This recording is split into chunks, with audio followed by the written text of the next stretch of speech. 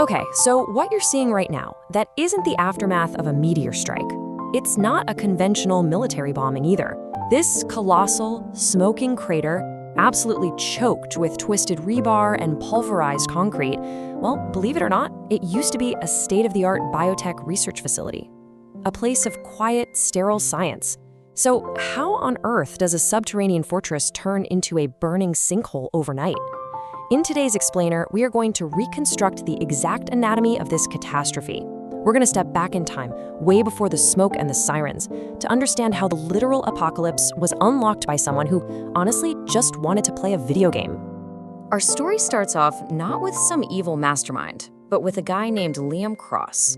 Liam worked the night shift as a security guard at Gen V Systems, and his reality was just suffocating, mind-numbing boredom. I mean, his entire professional existence consisted of sitting in this dimly lit booth, staring blankly at 16 static camera feeds. No action, no threats, just the endless, annoying hum of fluorescent lights. And honestly, this sheer, isolating monotony is exactly what sets the stage for everything that happens next. So to escape that reality, Liam turned to his secret passion, video games and underground modding forums. And that is where he stumbled across the Phantom Key. It was advertised as this $50 universal hardware bypass tool designed to decrypt region-locked consumer electronics. Driven by completely innocent curiosity, he bought the blueprints. He spent his nights meticulously soldering a custom circuit board into a standard USB drive, literally just to modify his handheld console. Looking back, the tragic irony of this is almost palpable. But here's the thing, this wasn't a game mod. Not even close. That $50 software package was a total front. Encoded within those mundane files was a highly advanced military-grade cyber-espionage toolkit known on the dark web as the Silent Intruder. And Liam had absolutely no idea. He thought he was building a skeleton key for Nintendo games, entirely unaware he had just manufactured a digital weapon that was fully capable of crippling industrial infrastructure. And here is the fatal moment. It's a quiet Sunday shift. Liam is just bored out of his mind. He pulls the completed USB drive from his pocket, wanting to see if his DIY project can bypass a completely unclassified offline testing terminal in the lobby.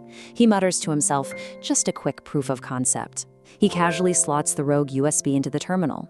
And nothing happens. No flashing lights, no alarms. Disappointed, he pockets it, figuring he just messed up the build. But the trap was already sprung. Now, you might be wondering, wait, he used an offline terminal, right? So how could the virus possibly spread? Well, this is the terrifying reality of the silent intruder.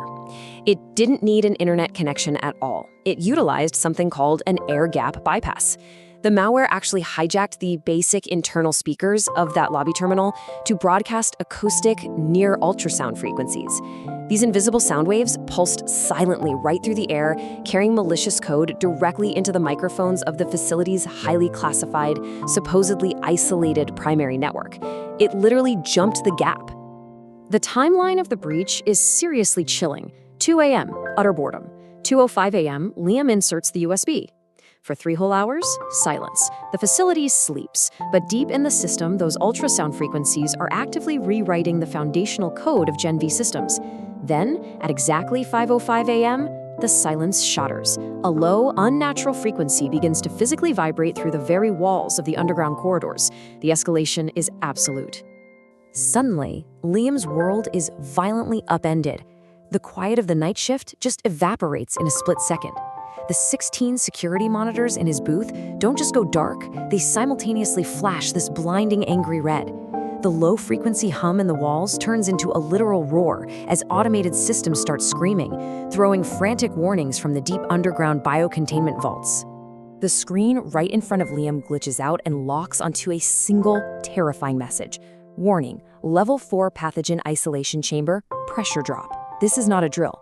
The deepest, most secure sector of the entire facility, the area housing genetically modified lethal viral strains, is actively failing.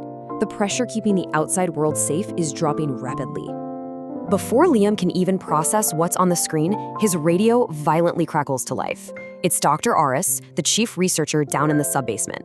Through heavy static and blaring alarms, Aris is screaming, "Liam, what are you doing up there? The automated airlocks just cycled open, the digital containment fields are collapsing."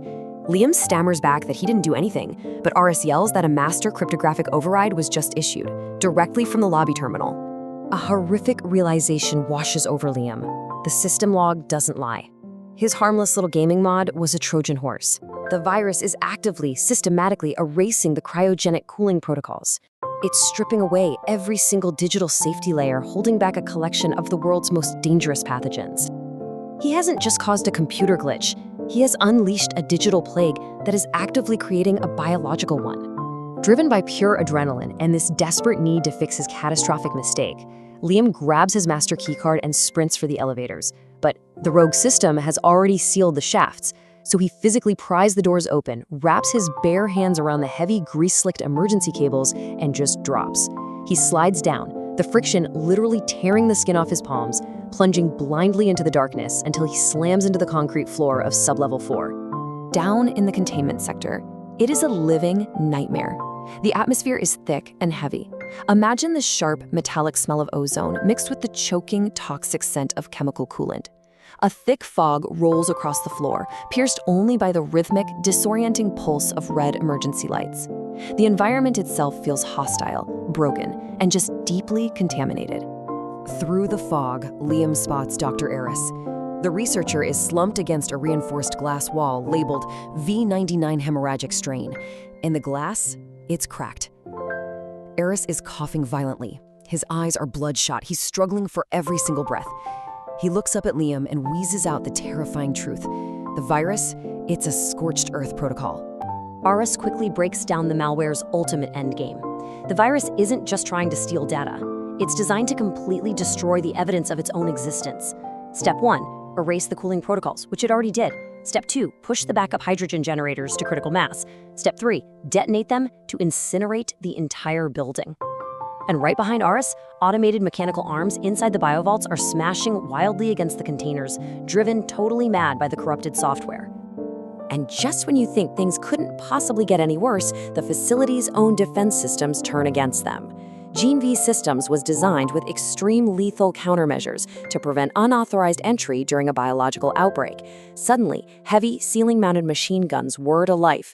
The corrupted system scans the room, completely misidentifies Liam and Eris as the biological outbreak itself, and locks onto them. The turrets open fire, absolutely chewing through the concrete walls. Liam grabs Eris by his lab coat, violently dragging him behind a heavy steel workbench. Bullets rip through the air, shattering reinforced glass and severing high-pressure chemical lines left and right. The air fills with a deafening roar of escaping steam and continuous, heavy gunfire. The facility is literally tearing itself apart from the inside out. Screaming over the roar of destruction, Liam shouts that they have to vent the system manually before the hydrogen generators detonate. But there's a huge problem. The manual override, this heavy iron lever, is located on the exact opposite side of the room. It is completely exposed. There is an impossible distance of open space between their steel cover and that lever, and it's entirely dominated by the turret's relentless line of sight. Knowing there is zero alternative, Liam makes his move. He rips a heavy metal fragment from a destroyed server rack, hoists it up as a makeshift shield, and sprints directly into the kill zone. Bullets slam into the metal with sickening kinetic force. The impact fractures Liam's arm instantly. He goes down, rolling painfully across the slick, chemically contaminated floor, but he pushes through the sheer agony to reach his target. He lunges for the master lever. His arm is broken, his hands are shredded, his lungs are burning with chemical coolant. With a visceral, agonizing scream of sheer effort, Liam throws his entire remaining body weight onto the heavy iron handle, desperately trying to vent the crushing hydrogen pressure and save the facility. The lever snaps down. But the relief never comes, because the corrupted software had already rewritten the physical safety limits of the generators. They didn't vent safely. Instead, pulling that lever caused a catastrophic backfire. A colossal explosion rips through the subbasement. An absolute shockwave of fire and twisted steel blows violently upward, instantly vaporizing the containment sector and tearing through all 4 floors of the research facility. The structural integrity of Gen V systems instantly fails. The entire massive, state-of-the-art complex shudders and then collapses inward, literally like a house of cards. Thousands of tons of concrete, steel, and glass sink into the earth, creating a massive, burning sinkhole. As the dust slowly settles over the smoking ruins, the distant, mournful wail of approaching emergency sirens begins to echo through the night sky. And down at the very bottom of that crater, beneath a crushing slab of concrete, lies Liam Cross. He is trapped, unable to move, staring hopelessly up at the night sky through the jagged edges of the wreckage. The tragedy of it is just profound. He wasn't a terrorist, he wasn't a spy. He was literally just a bored security guard who wanted to play a video game.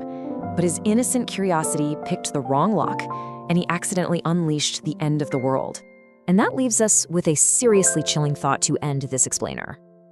In a world where our offline devices can be bridged by silent sound waves and where military-grade cyber weapons masquerade as $50 form downloads, what catastrophic doors might your harmless curiosity unlock? Think about that the next time you plug in an unknown drive. Stay curious out there, but please, be careful.